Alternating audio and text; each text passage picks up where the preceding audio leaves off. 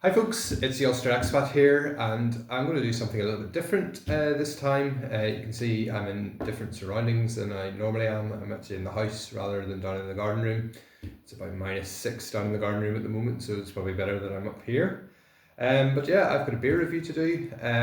So you won't know this, but Big Banana, or Stephen as he's sometimes known, so he and I are both from the same hometown in Northern Ireland, and I got onto his channel, realised this, and then thought it would be a good idea for myself, whenever I'm back home visiting my mum, to do some beer swaps with him.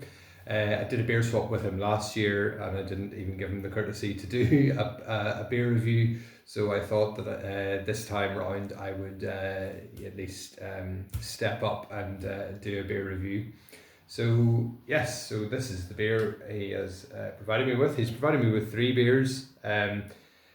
An Imperial Stout, a Pale Ale, and this one here that I have in my hand, which is an Amber Ale, 1469 Amber Ale. So yeah, so here it is. So Stephen also very handily puts the Brewfather recipe page in a QR code, which is very handy. I've got some notes on a cheat sheet here. But yes. Disclaimer is that he gave me 2 of these bottles. I already opened one and had it, and it was very nice. So this is not completely off the bat in terms of not knowing what is coming. I do know I have tasted this, but I thought I would do one on camera at least. This is my first ever beer review in terms of sort of beer swaps. So let's see how I go. So yeah, so we'll get it open. So I think it is bottled off the keg, so I don't really need to worry about that. So go. It's my nifty Zap cap, which is good for one-handed opening. So we'll here's my glass, and get the beer in the glass.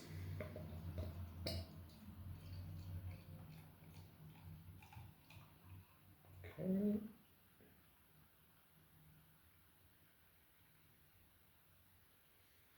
So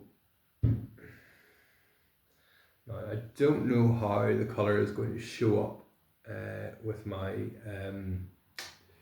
YouTube backlighting situation, but to me anyway, it's probably lighter than it appears on camera. It is pretty clear. I can see my fingers through the other side of it. So on the nose, you're getting that malt forwardness that you would get. This says 1469 Amber Ale. In terms of the Brewfather style that it's assigned to, it's a best bitter. So you're getting that malty, that malt forwardness, but also a hit of the hops as well. So yeah, so cheers, Stephen. Thanks very much. I'm glad that I finally got around to reviewing one of your beers.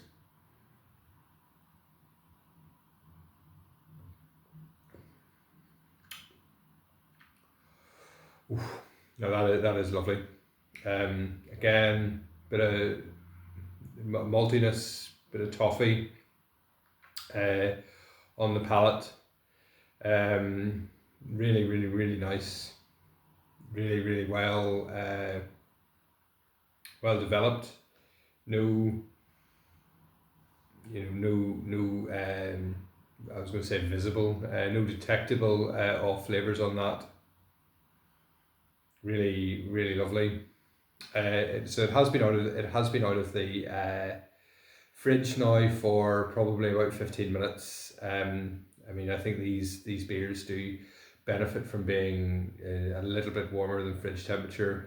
Allows the favorite flavors to come through.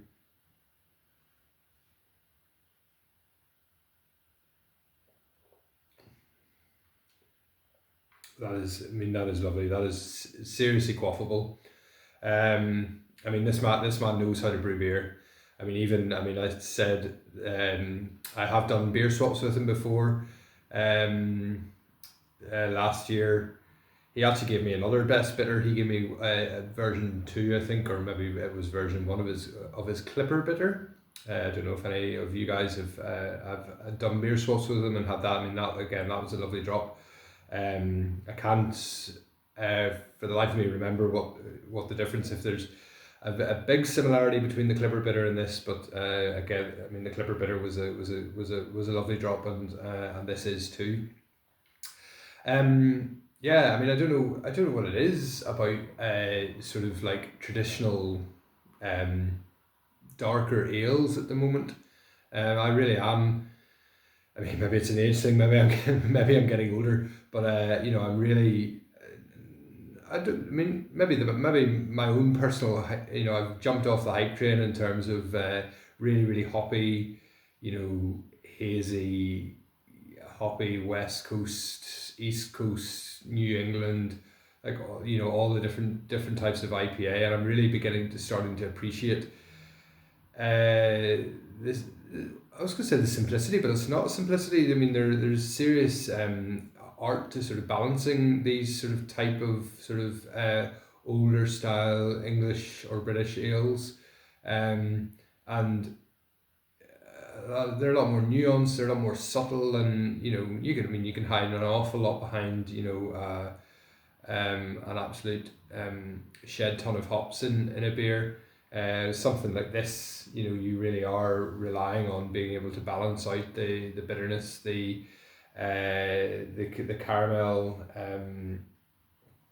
the caramel malts, etc., or the crystal malts, etc. So it really is, you know, testament to somebody if they can brew, you know, a beer of this style to a high standard of you know, of which this is an example. So just, I mean, I don't want to give too much away in terms of the recipe. Obviously, it's Stephen's to share if he wants. But what I do, I mean, there's Pilgrim hops in here. There's Fuggle hops in here. So there's nothing from the US or anything in it. There's it's brewed with Yeast West Yorkshire Ale, which again would, you know, suited to these types of style, you know, bitters and you know, old ales, etc. Interestingly, and he can maybe answer this. I've noticed this before in some of his recipes. He gets some unusual. Maybe they're not unusual, but they're unusual to me. I don't see them. Malts in. So I think he's got some malts in from French and Dupes, which you know, is a supplier I've never heard of, and also Castle Maltings. So I don't know if they are, you know, local to Stephen or just a firm favourite that he brews with. So, but again. Yeah, it's a lovely drop. I mean, yeah, this man knows how to brew a beer. I mean, I'm not going to do a detailed review a year gone in terms of the beers that he gave me last time, but he did give me a Clipper bitter last time, which was lovely, similar to this, and he also gave me Humming of Citra, I think was the name of the beer, which blew me away whenever I had it. I mean, I messaged him as I was drinking it. You know, big hot bomb that was. I mean, and that was a lovely beer. So yeah, so I'm gonna sit and enjoy this, and maybe I can give you just an update on where I am. You know, as I said in my last video, I was barrel aging in my Bad Motivator Legacy barrel, which is the hybrid barrel that I got, a 6.8 litre stainless steel drum with a whiskey barrel head on it. I had promised that I was going to do. I had put an old ale into the barrel, and had said that I was going to do an on camera taste test to the barrel aged versus the non barrel aged. Unfortunately, it's all gone because, well, one, I don't brew big batches in the first place, and two, certainly the barrel aged one was very nice.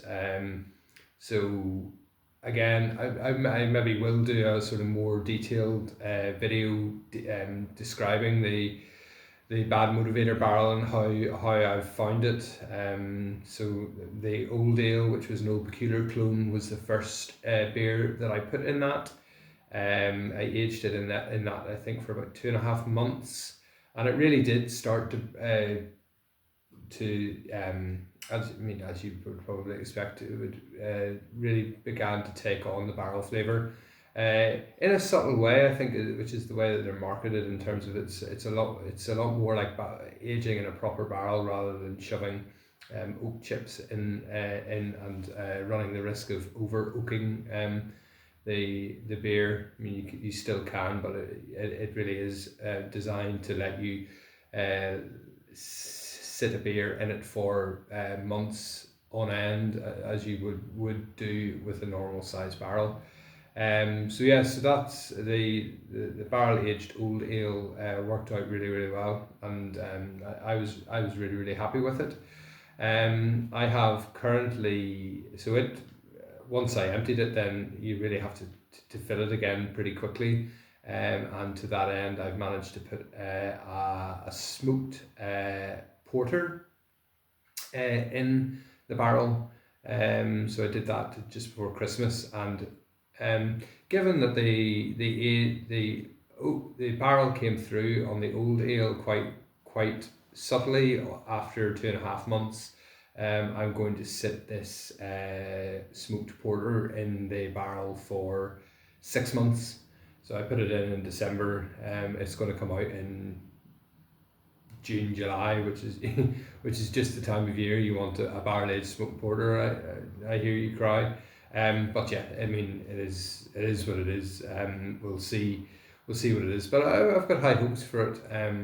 To given the outcome of the first beer that I had in the barrel. So yes, so that's my barrel aging. I've already got one brew under my belt in 2024. So I've brewed a lager for the Lager Than Life competition. I think that's run by London Amateur Brewers. So I've got a lager on the go. Disaster of a brew day. I tend to have bad brew days on the first brew of the year. I know I did. I had an awful time last year.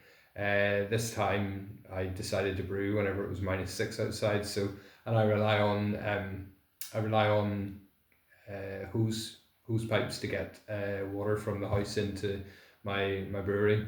I didn't plumb water in. I would have had to get planning permission for that. So whilst I did manage to fill the brew kettle and get my sparge water on the Wednesday of this week, on the Thursday whenever I had to brew it was even colder.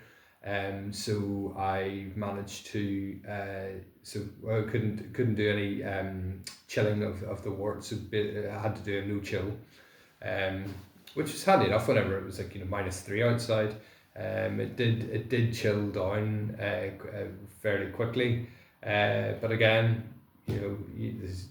couldn't do anything. I'd set aside time to do it, and I had to get it done, and I'm under the gun in terms of time for the London Amateur Brewers, because I think the beers need to be shipped by the middle of March, and given that it's a lager, I really wanted to give it time to, well, one, to ferment properly, and then two, to condition out. So we'll see. So I've got that, and I have a few more beers in competitions. The Scottish National Homebrew Competition, which is the competition run by our club in Scotland, is happening in just less than 2 weeks now. So I have entries in for that, and big shout out to the members, the viewers that are maybe watching. This is going to be our biggest competition ever. We have scheduled 300 entries for the last couple of years, and we didn't get to 300 last year. We just got just shy of 300 last year, but we've reached 300 this year. So hoping, based on last year's return, that we got a pretty high uptake of the entries that were put in.